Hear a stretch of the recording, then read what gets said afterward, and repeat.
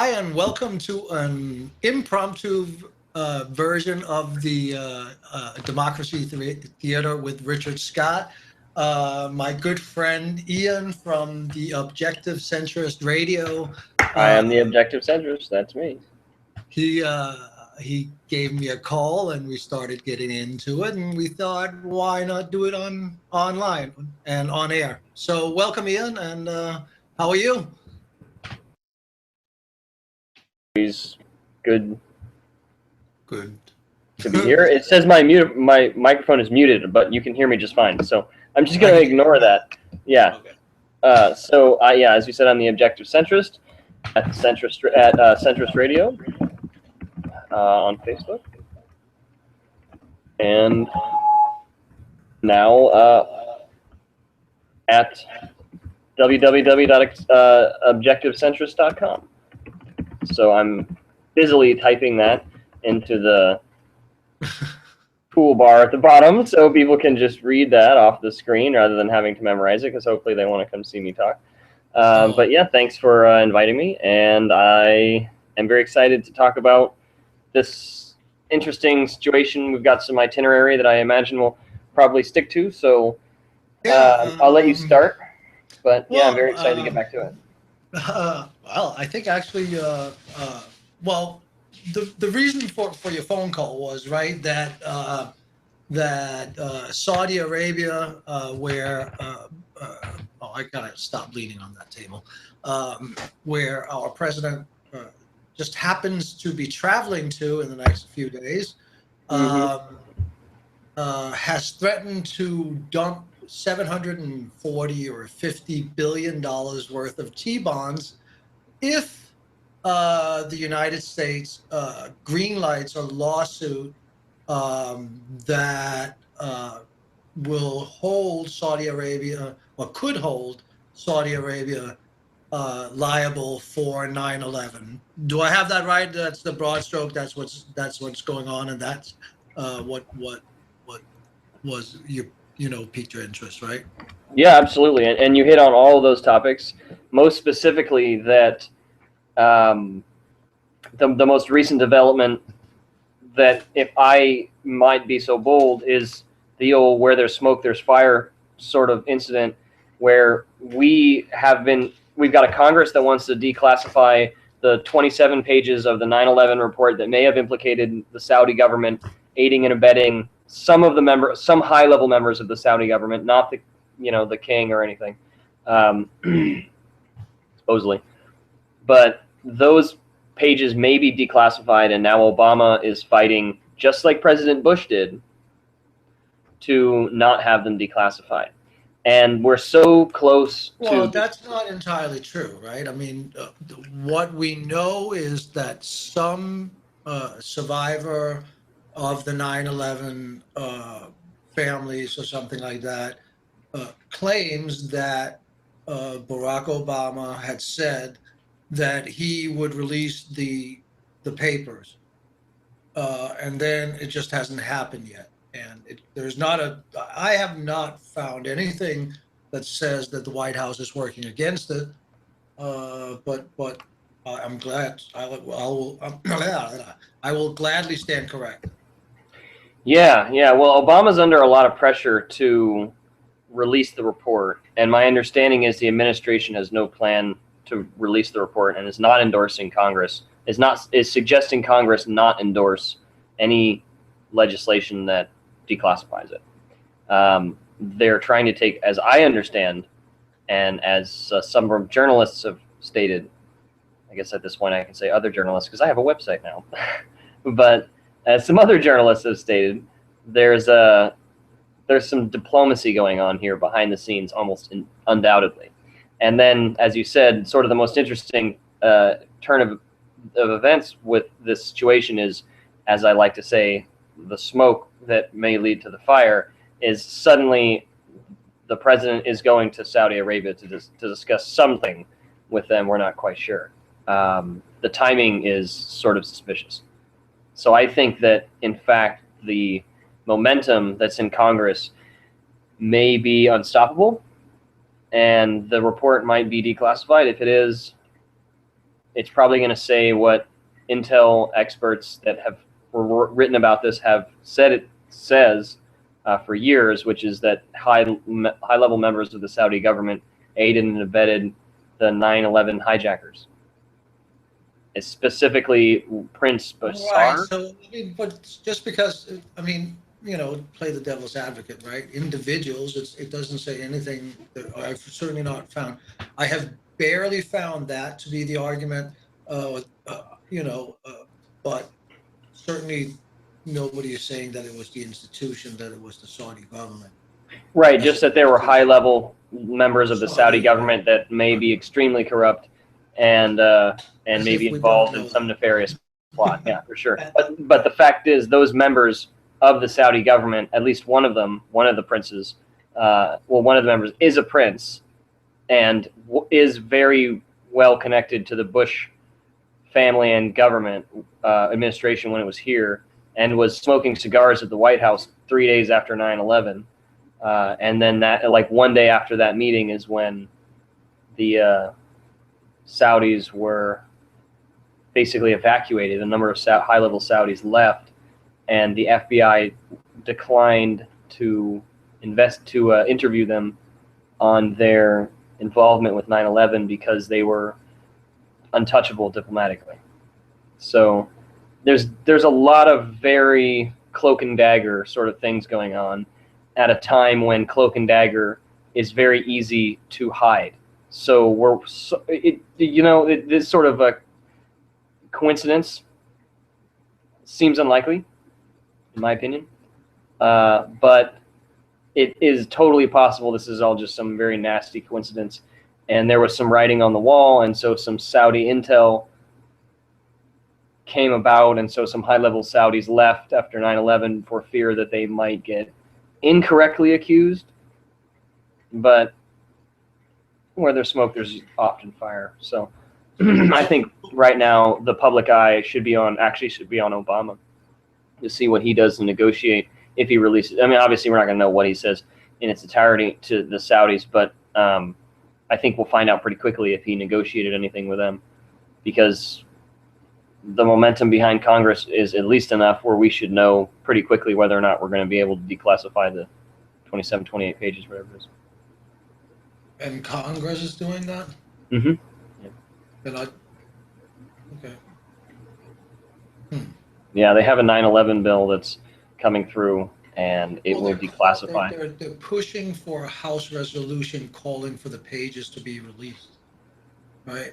Thank you for that clarification. Okay, so that's what's happening. So what? Well, so what is, of course, that the Saudi might not. Right? Okay, just 30 seconds. The so what is that if Saudis are implicated in this and the government is implicated, then Saudi interests in the United States could be frozen, and that's, to be totally direct, that's what a lot of people are worried about, as far as I can tell, is that if this is declassified, a lot of Saudi money might be frozen in American courts, by American courts. So money that these people want. Okay. So again, how does that hurt us? They sell off their interest in the American dollar to the tune of $740 billion. Again. But whether or not that will do anything. First of all, it's T-bills, right? And they're always traded, constantly traded. And this is why I called you. I was like, we need to talk about this. So and they're constantly traded on the secondary market, right? And they can't just do that. So what would happen is that they would dump that, and then the interest rate on that will fall, or the United States would have to cover that, would have to state new T-bills with a higher interest rate. So then they would push the interest rate up on the new T-bills, which would make the T-bills, the rest of the T-bills that the Saudi Arabia has, worthless.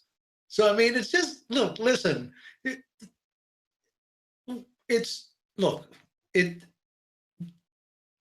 they could do it. I don't think they would. It would hurt us less than it would hurt them.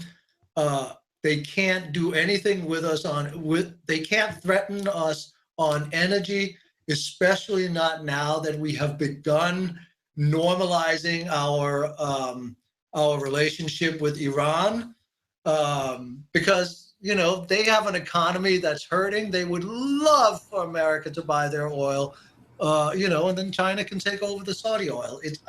I just don't see the play. I don't see the play. The kingdom would collapse from within. They have, in all honesty, stoked so much religious radicalism, fundamentalism within their country that that if the tear gas cans in Egypt and Saudi Arabia stop saying the United States and they start saying Russia or China, I would be that they're shooting at the demonstrators, the people that want democracy and so forth. I would be so happy. Like, there's nothing that would make me happier if it was not made in the United States, right? So I just don't see the play. That doesn't mean that I don't know. I mean, the lawsuit is still moving forward in the courts, right? And that's really what they're talking about. They want to stop the lawsuit. Haven't even begun to talk about the 28 pages. So we also just have to remember to separate those two things out, right? So the lawsuit is going forward, right? That's already been, the judge have already said that. And the 28 pages may or may not be declassified, but no matter whether or not those pages are declassified, the Saudi Arabia has found it necessary to hire a image consulting company in America to try to better their image, right? So it's already, they're already skating on thin ice with the American public. The younger you go, the less tolerant people are towards these democracies, and whether or not we should, because of tradition, support them. So I don't know. I don't see it as a big deal. I don't know about the 28 pages. I would love for them to come out. I would love for us to have a truth and reconciliation hearing about 9/11 and actually get to some kind of clarification, because even though I don't believe the big government conspiracy, I still have questions that I don't feel was answered. But I digress. Ian. You digress, you say. Well, I think what you've done is made a great point, and I'm glad that you made it. I actually agree, but I think that the context of that reality is what this conversation is really about. So, for example, we have the Saudis making a very real threat. They're saying they're going to sell off $750 billion. I mean, they made this threat publicly here in America. It wasn't like some editorial, like, the Chinese have editorials in state-run newspapers, and that's sort of how we realize if they're threatening us or not. They sent a delegate here, and they absolutely told us that that's what's going to happen. So it seems like a real credible threat. It really does. And they're a pretty nefarious bunch, in my opinion. I'm not a huge fan of the Saudi kingdom. So I don't think that we can totally discount them as bluffing. I really, really don't. But let's say that they are bluffing, then so what? Then we release the report, and it probably is going to say what we all think it's going to say, that people who have read it that said, we can't tell you what it said, but I'm telling you it's going to embarrass the people in Saudi Arabia, kind of thing, and the other reports that we've had that generally suggest. If they sell, I'm sorry, but if they sell the $750 billion worth, right, which I was just getting to. Mm-hmm. If they get to but if they do that, I give their kingdom less than a year they'll collapse from within. Right. The IMF has already given them 5 years to start turning their economy around, or they're going to downgrade their credit and start asking them to pay some loans or something. I wish I should have that report in front of me, because I just said that. The situation with liquid funds over a long period right now in Saudi Arabia is not very optimistic. It's somewhat dismal. As a matter of fact, they're just saying they're hoping to be not entirely dependent on energy exports by within 20 years. So if by 2035, they are a tourist destination, kind of like Dubai is a tourist destination as well as a very oil-rich country, that's what they're looking to do, as far as I can understand. And they'll probably develop their universities too, but that's not like they're going to make a lot of money doing that right off the bat. They'll have to have ingenuity and then build factories and so on and so forth. So, but yeah, social functionalism in Saudi Arabia is 1950s or before level in America equivalent.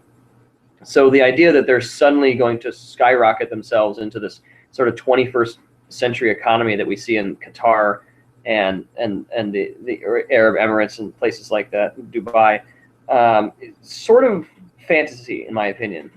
They don't really have the infrastructure built up. It took years to develop the tourist destination that is Dubai, for example. So Saudi Arabia is now building, they're going to build one of the world's largest towers. It's going to be bigger than the one in Dubai, and I think then Dubai is going to build one that's bigger than that. So we'll see how long that lasts. But Saudi Arabia is doing it right now. They're already signaling that they're going to get away from oil. So will they pull this off? Probably not. But if they do sell $750 billion worth of T-bills, and then we have to issue more T-bills to sell to the same market that they would buy, because what are they going to do with this money? Reinvest it into infrastructure or something? Probably not. They're probably going to do something very, very similar with it. So we would congest the treasury bill market with high interest treasury bills and make other people, scratch their head and go, oh, well, why aren't we doing this? So supply and demand, and feel free to stop me if I'm wrong here. This is some pretty deep economics, but my understanding is it would, like you said, because they would just go buy some other T-bills from some other country, but because of the way that supply and demand works, we would have a larger supply of higher interest rate T-bills, so it would affect their economy because then they would have to rebuy T-bills at a higher rate from somebody else. Right. I mean, okay, so instead of trying to get into the weeds of that, yes, both economies will be hurt, but here's the deal. Ours will be hurt less, right? Mm-hmm. Because if we need to recapitalize, or we need to get capital to buy or to cover these T-bills, right? All we have to do is put out other T-bills, slightly higher interest rate, will make theirs, what theirs is worth. It will make it harder for them to sell, right? So it just doesn't compute, right? It doesn't make any sense. And here's the other thing. The world is kind of in an uproar. We are teetering on going into a recession, right?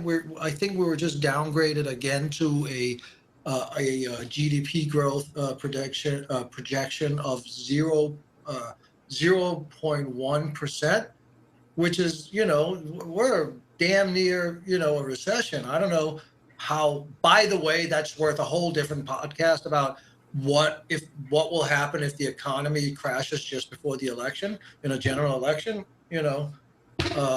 especially if Donald Trump is the candidate, that could get really ugly very fast. And we're just totally ripe for that. So but again, different podcast, but we're still the most secure place in the world to invest in this world, right? We're still the biggest economy. We're the strongest economy. We're the strongest military.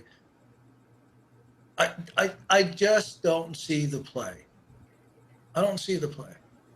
Let me ask you some specifics then. We've already gone into the weeds, so anyone that's watching and still here, let's answer some specific questions then.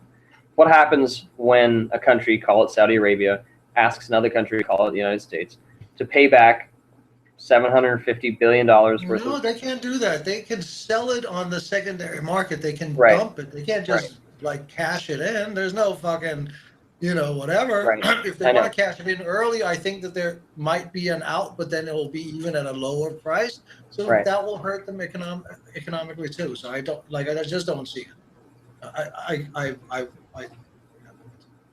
It makes no sense to me. The play makes no sense to me.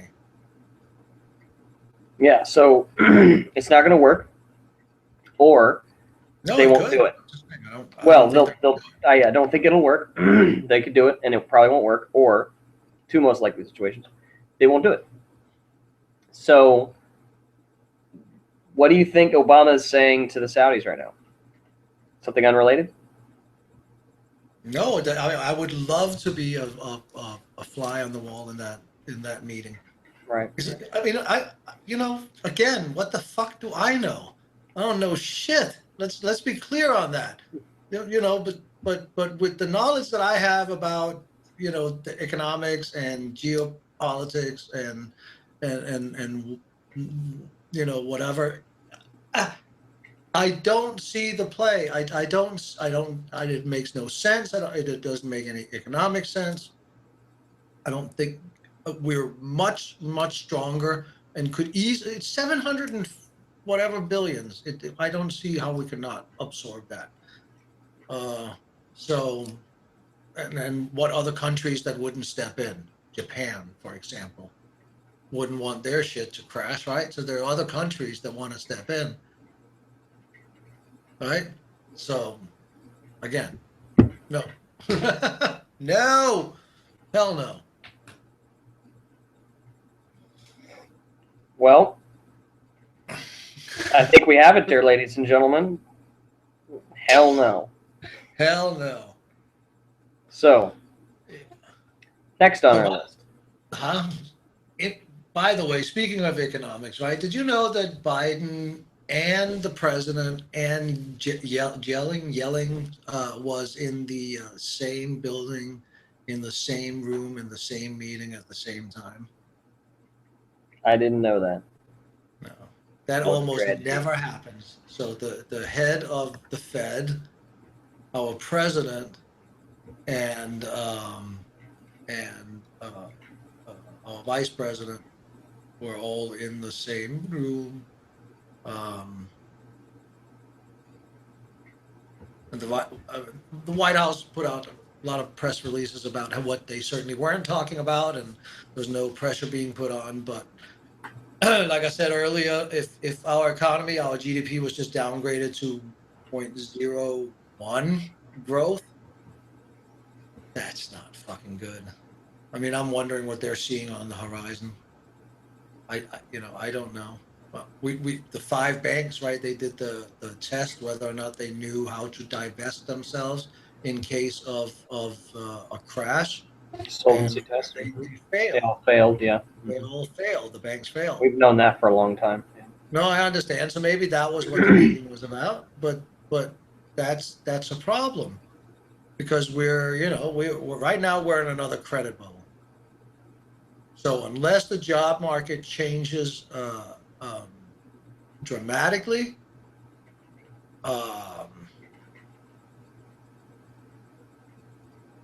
then with the ease of interest money, will continue to fall. We will continue to loan money, and that will continue to have an increase in failed loans. There's another bubble, right? There's another bubble, creating more debt.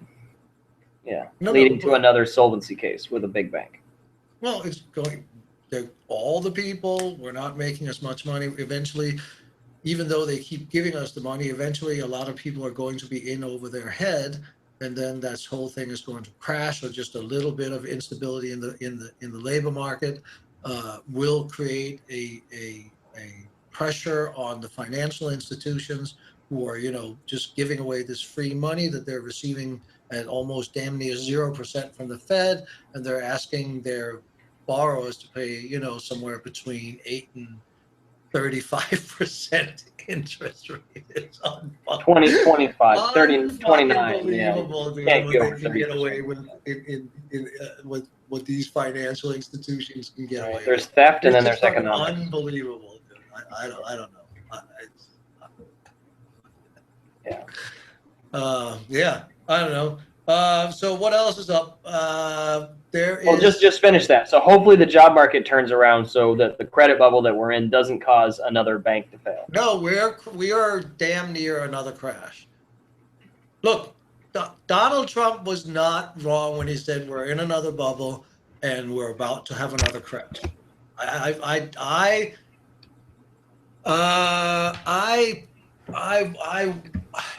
think he's right, but who knows? I mean, I'm just not, we're not building anything. We're not investing in our infrastructure. The jobs that are coming back are all in most part in the service industry. Nobody's learning anything new from hearing this. At that point, we are up. Look, they readjusted it. Let me say it again: a GDP growth of 0.1%. Right? That's not good. Labor market is shrinking. We're damn near what they call full employment, but it is at a third to at best half of what people were making before. So let's just keep that in mind. With a ton of money being thrown at people to borrow, and Americans like bling and instant gratification.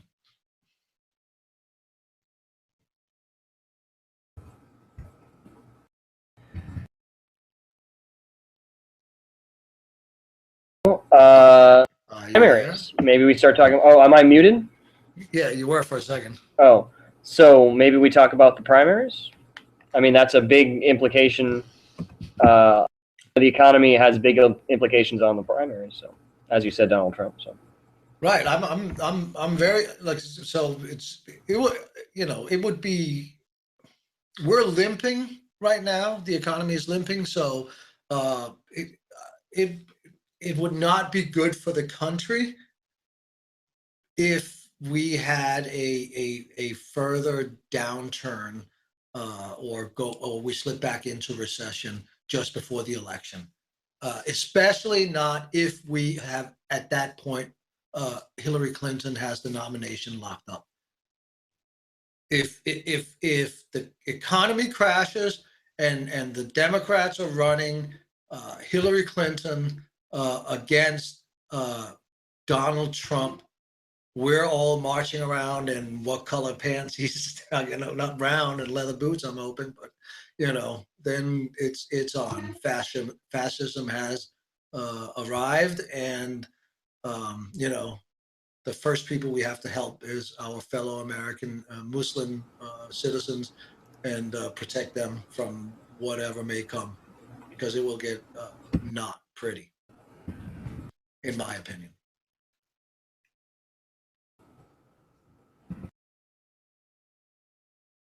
I mean, we live in liberal California. You've been up here. You know how the rednecks are up here, right? This is California, right? Oh yeah. Okay. Give them a chance to pull all their guns out of their gun safes. Yeah, that's horrible. So, I know. The primaries. We've got the New York primary coming up on Tuesday. Yeah, did you watch the debate? I certainly did. Yeah. And I thought it was one of the best debates I've ever seen. I thought it was really, we've already talked about this. I thought it was really full of a lot of rhetoric. And I thought it was one of the first Democratic debates of this season, that this election season, that was that full of rhetoric on the Democratic side. I felt like it was sort of a mirror of where the GOP is right now, at least for the first 10 minutes. I felt like there were a lot of really hot button issues. I wish I had my notes in front of me to talk about this right now. But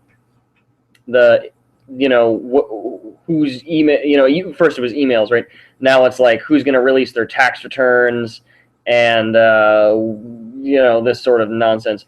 And there seemed to be a lot of attacks on credibility, going back and forth, very heated for the first 10 minutes. And then a very interesting thing happened where Bernie decided not to sort of stick it to Hillary in ways that he could have, and also seemed to sort of champion her on, best her rather, on international policy. So I felt really strongly that Bernie Sanders won, but I also thought that he fell for her trap in the beginning, by, she mentioned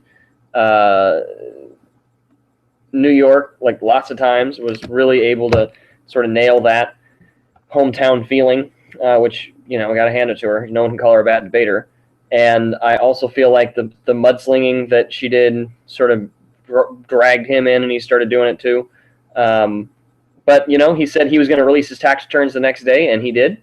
And then he went and he gave his speech at the Vatican, and but then after he released the one, then that wasn't enough, and then the Clinton naturally machine just they just went into it, right? Just like when he got the invitation to speak at the Vatican, Joanne Walsh went on and on, and that was. The first story they put out there, the Clinton machine, was that Bernie Sanders had invited himself. Bernie Sanders had invited himself to the Vatican meeting, right? That it wasn't an invitation, and then a bishop that had invited him put out the letter and said, so that was the first one. That was put out via Reuters, right? I took a screenshot of the Reuters thing. I tweeted it to Joanne Walsh, right? Joanne Walsh's response was, "I'm sure there's more to it, but thank you." Nice. I mean, are you fucking kidding me with this shit? I'm sure there's more to it, but thank you. So either way, I thought it was a good debate too. I thought it was fun. I don't know why Hillary Clinton or why Bernie Sanders did not hit Hillary Clinton on Honduras and the coup down there that she refused to call a military coup, so that we would stop all aid to Honduras and so forth and so on. There was one of the more outspoken, if not the most outspoken journalist and opposition leader, I think she was. And I am so sorry that I can't remember her name, but she was assassinated a couple weeks ago. Okay, that's so fucking typical Clinton-esque, right? She was assassinated a couple of weeks ago, and I think it was 2 weeks after or a week after that she had publicly criticized Hillary Clinton for, how she, as Secretary of State, handled the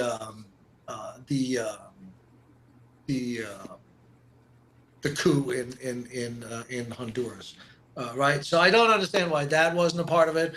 I also have to say I was disappointed in both candidates. They did not talk about the water crisis in Flint. It has totally dropped off the landscape, and obviously it's not done for those people yet, and it probably won't be for generations.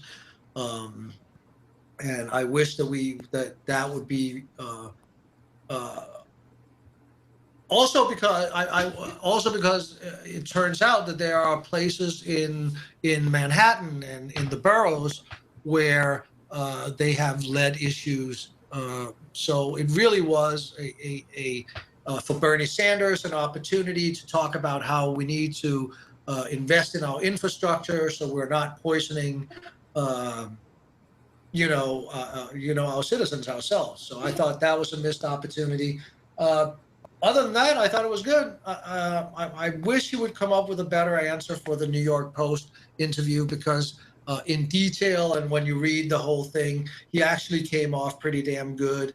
And I think even the board itself put out a statement afterwards that says that the interpretation of it was not, of how the whole thing went was not fair. I also am not okay with how he's being um, criticized for his answer on how he would break up the banks. I think his answer was uh, uh, really good, and I think he blew some market capitalist right-wing Trump supporters' minds when he said, I don't think it's appropriate for the federal government to tell the banks how they should downsize or break themselves up. I'm paraphrasing. I thought that was fucking brilliant. And I think that was the most overlooked, under or missed statement in the entire debate, in my opinion.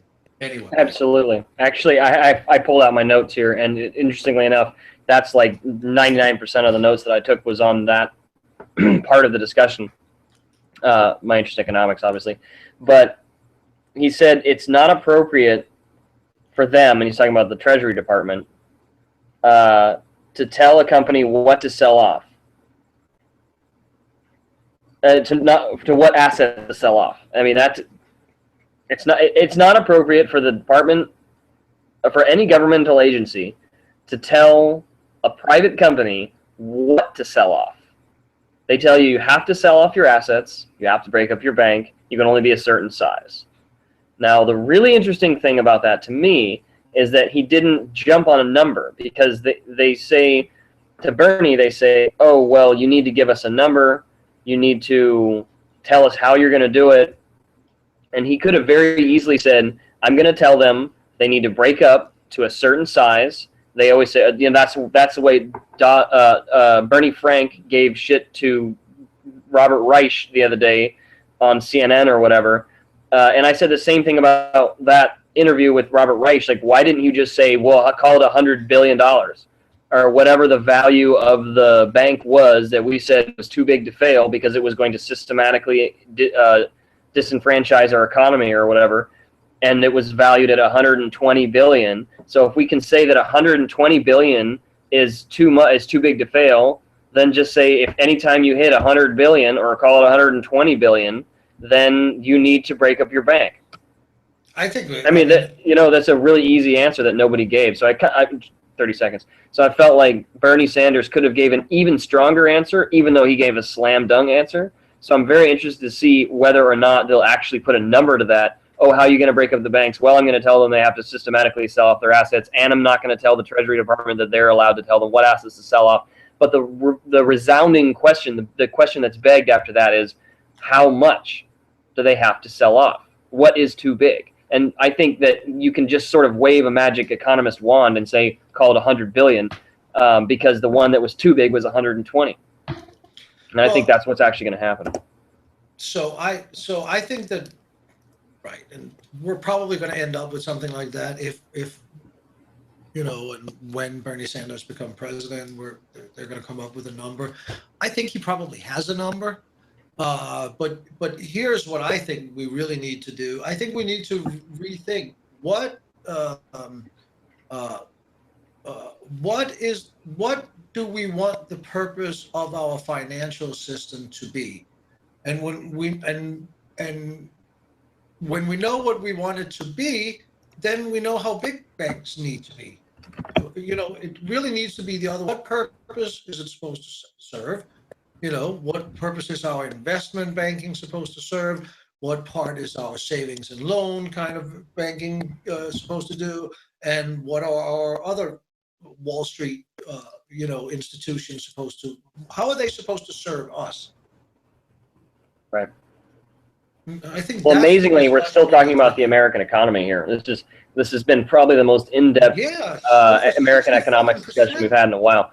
I think that's really a huge discussion still going on between classical and neoclassical economics. And neoclassical economics is kind of what we have now. Austerity is popular. We try to do Keynesian, where we try to cushion the demand side of the supply equation, as opposed to conservative economics, which generally tries to protect the supply side. So you have supply side and demand side economics, if you will. Mm-hmm. But mm-hmm. I think that exactly what you're hinting on is that the economy is not just here to deliver goods. It's a backbone of our society. And money is not something that we can just do away with. So we have to have a market that is stable and continues to pay us out with perpetuity. Maybe call it 100 years. I don't know, whatever we think we can plan in the future. So we need an economy that's stable over, call it 100 years. And we need to stop worrying about what side of the supply and demand curve we're going to support and start thinking about sustainably producing payoff for the members of the economy, which are the people of America. So, and I think that's the paradigm shift that we're actually having right now with progressive economists and with progressive economics, which is the people at the forefront of that are like Thomas Piketty with his book Capitalism in the 21st Century, and people like Robert Reich with his book Saving Capitalism. So, at any rate. I've got another 15 minutes here. I would love to talk about the New York primaries a little bit more, or the Erdogan issue with the prime minister in Germany, Prime Minister Erdogan, trying to get a comedian in Germany arrested for reading a poem in Germany.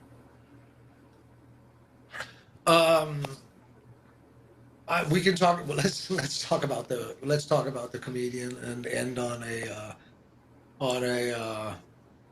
high note, I guess. Yeah, go ahead. So what's going on? There is something going on with a German comedian. What's going on, Ian? Right. Well, so hopefully I can pronounce all these guys' names properly. So bloody American accent of mine. So I left it up to you. Yeah. Thanks. I actually practiced these names a little bit. So we've got he's actually the Turkish president, and Erdogan, and he is very sensitive about people making fun of him, especially anywhere, but especially in his own country. And so some people in Germany, where there's a very large Turkish population, has decided to start making fun of him. So the guy's name is Hans Boberman. No, I just mispronounced his name, but I can't find it. So Bomerman with an M, excuse me. Han Bomerman. And Han Bomerman is a comedian on television in Germany, and he said some not so flattering things about Erdogan a while ago. What they are escapes me at the moment, but it was not illegal to say. They were just sort of funny, stupid things. Oh, he's a big stupid head kind of thing. And Erdogan got very upset and attempted to press charges. The Prime Minister of Germany, Merkel, said that she would not allow the charges because they were frivolous.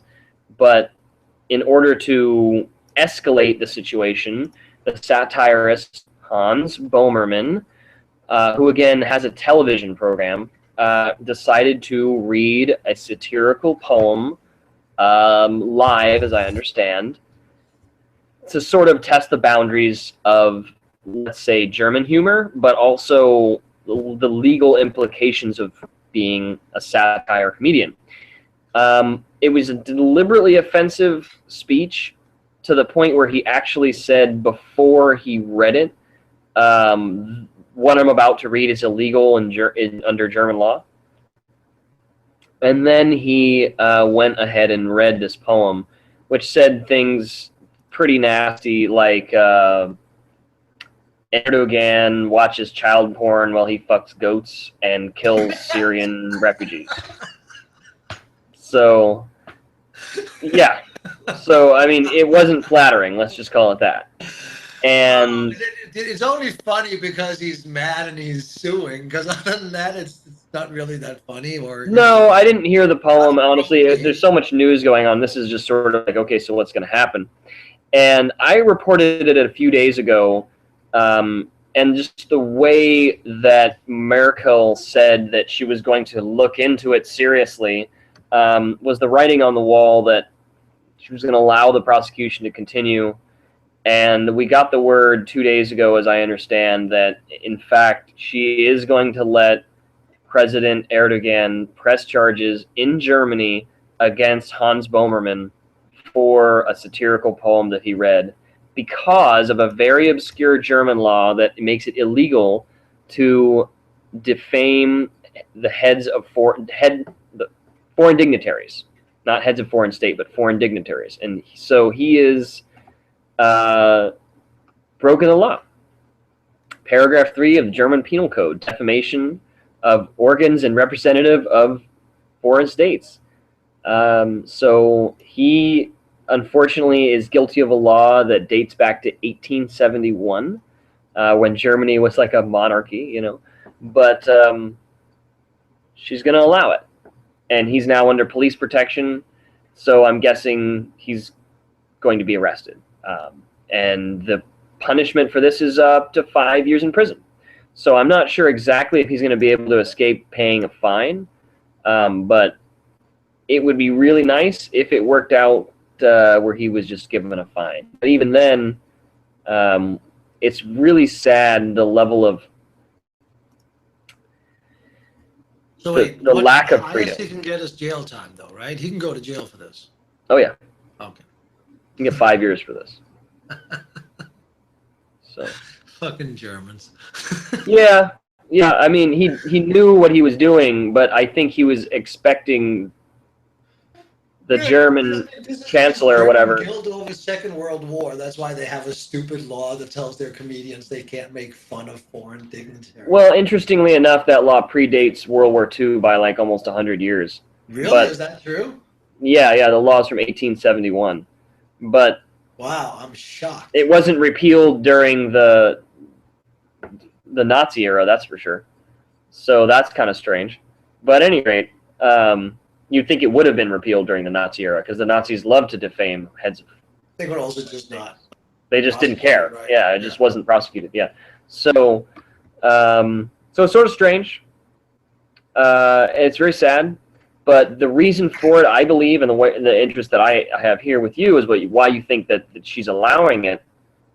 I think that she's allowing it because they are in cahoots with Turkey to deal with the Syrian crisis. So in order to keep the flow of refugees, they need to be nice to Turkey. I'm not quite sure. Well, I mean, why else she would bend to it? Well, first of all, right, he started out by reading that whatever was coming next, he knew that he was breaking the law, right? Mm-hmm. Great. Okay. There you go. Yeah, and looking at the history of prosecutions like that, a Swiss man living in Bavaria, which is Germany, was prosecuted in 2007 for making comments about then president of Switzerland. You know, so on the internet, you know, some sort of thing. So it's not totally unheard of for these sorts of things to happen. So I am sort of hoping that he's... Like, really, Germany, really, you're going to prosecute somebody for talking shit about the Turkish prime minister, the Turkish president who has totally and utterly destroyed the one and only Muslim democracy in the world and has made it into an autocracy or a military dictatorship. I'm not sure if I'm sure he has the military on his side. Are we really going to prosecute a comedian for making fun of that piece of shit? Yeah, well, and just to put a cherry on the piece of shit that you're talking about there, there's a guy, this is President Erdogan of Turkey, who made an elementary school kid spend the night in jail because he criticized Turkey in a speech in his class. Right. I mean, this guy, Erdogan, is a serious megalomaniac of the proportions that even Donald Trump has no Right. of affecting. I mean, this guy's out there.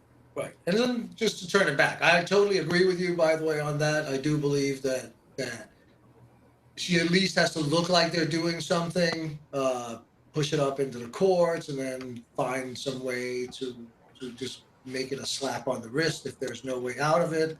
But they're going to have to do with it what push it through, because Germany needs help with the Syrian refugee crisis. Italy needs help, and Europe needs Turkey right now,